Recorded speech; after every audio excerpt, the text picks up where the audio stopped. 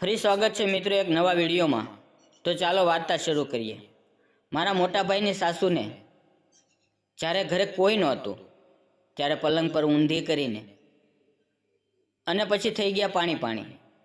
મિત્રો, મારું નામ રાજેશ છે અને હું ઉત્તર પ્રદેશના એક નાનકડા ગામમાં રહું છું। મારી ઉંમર 21 વર્ષની છે। હાલમાં હું કોલેજમાં છું અને હું એક બિંદાસ છોકરો છું। મારા એક મોટા ભાઈ છે અને તેના લગ્ન 1 વર્ષ પહેલાં થયા હતા। ભાઈ અને ભાભી નોકરી માટે દિલ્હી ગયા અને હું કોલેજમાં હોવાને કારણે તેની સાથે રહેવા લાગ્યો। થોડા સમય પછી ભાભીનું પ્રથમ સુવાવડનો સમય નજીક આવ્યો ત્યારે ભાભીએ તેની મમ્મીને મદદ માટે બોલાવ્યા। તેનું નામ શિલ્પા હતું અને તે એકલી રહેતી હતી કારણ કે તેના પતિ એટલે કે મારા મોટા ભાઈના સસરાનું અવસાન થઈ ગયું હતું।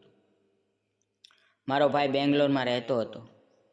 આંટી ઘરે એકલા હતા, તેથી તેમણે ભાભીની સંભાળ કરવામાં કોઈ તકલીફ પડી નહીં અને તે અમારા ઘરે આવી ગયા।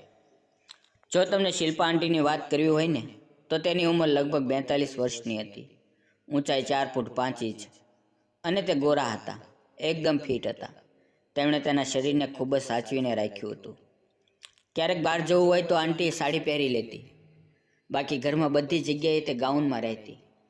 ગામમાં એકદમ ગરમીનો સમય હતો ત્યારે ભાઈ અને ભાભી બહાર ગયા હતા અને આંટી એકલા ઘરે હતા। અમે બંને એકબીજાની સાથે ખૂણામાં વાતો કરવા લાગ્યા। મને તેની સાથે વાતો કરવી ગમતી હતી। ધીમે ધીમે આંટી તરફ આકર્ષણ થવા લાગ્યું અને મને આંટી ગમવા લાગ્યા। એક દિવસ ઘરમાં કોઈ નહોતું અને તે દિવસે હું ગરમીથી પરેશાન થઈને વિચાર્યું અને મારી ટી-શર્ટ ઉતારી।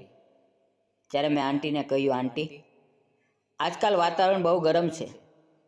આંટીએ મારી તરફ જોયું ત્યારે તેણે મારી બોક્સર જોઈને થોડી ધરબાઈ ગઈ, કેમ કે મારા યુવાન ઉત્સાહને તેઓ અનુભવી રહ્યા હતા। આંટી ચોરી ચોરી મારી તરફ જોતી રહી અને પછી તે વારંવાર તેની તરફ મારું ધ્યાન કેવી રીતે ખેંચવું તે વિચારતી રહી। ક્યારેક આંટી મને અજબ ઇશારા કરતી। મને એવું લાગે છે કે કદાચ આંટીને મારો ઈરાદો સમજાઈ ગયો છે અને હવે એ પણ તૈયાર છે। એકવાર અમારા ઘરે કોઈ નહોતું। ભાભી અને ભાઈ દવાખાને ગયા હતા અને શિલ્પા આંટી બેડરૂમમાં આરામ કરી રહ્યા હતા। તેના કપડાં અસ્તવ્યસ્ત હતા। આ સ્થિતિમાં મને અંદર કંઈક થવા લાગ્યું। મારી જાત પર કાબૂ રાખવો મુશ્કેલ થઈ ગયો હતો અને ત્યાં આંટીની નજર મારા ઉપર પડી અને એને સમજાયું કે હું શું જોઈ રહ્યો છું। ત્યારે તેણે મને નજીક આવવાનો ઈશારો કર્યો। જ્યારે હું નજીક ગયો તો તેણે કહ્યું કે બધી જ વાતની મને ખબર છે અને આટલું કહેતા કહેતા તેણે પગ ખોલ્યા। જ્યારે મેં અંદર જોયું ત્યારે હું એકદમ મોજમાં આવી ગયો। પછી મેં આંટીને પરસેવો વાળી દીધો। મિત્રો, આગળની વાર્તા બીજા ભાગમાં। અને જો મિત્રો વિડીયો પસંદ આવ્યો હોય તો વિડીયોને લાઇક અને ચેનલને સબસ્ક્રાઈબ કરવાનું ભૂલતા નહીં। ફરી મળશું એક નવા વિડીયોમાં, ત્યાં સુધી આવજો। વિડીયો પૂરો જોવા બદલ આપ સૌ મિત્રોનો દિલથી ખૂબ ખૂબ ધન્યવાદ મિત્રો।